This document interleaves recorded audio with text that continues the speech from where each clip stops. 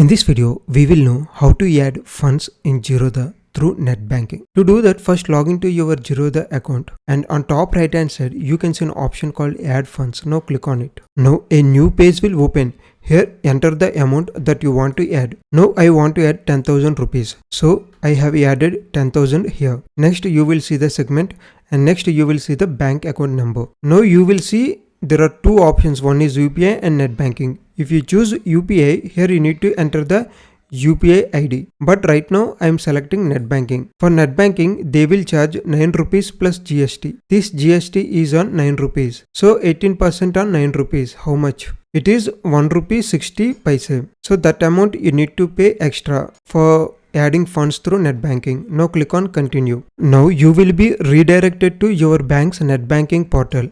I am using Canara Bank, so the Canara Bank dashboard has opened for me. Now enter the user ID and password. After entering the user ID and password, click on login. Now click on next. So now click on confirm. Now enter the OTP. For Canara Bank net banking, we need to enter the transaction password as well.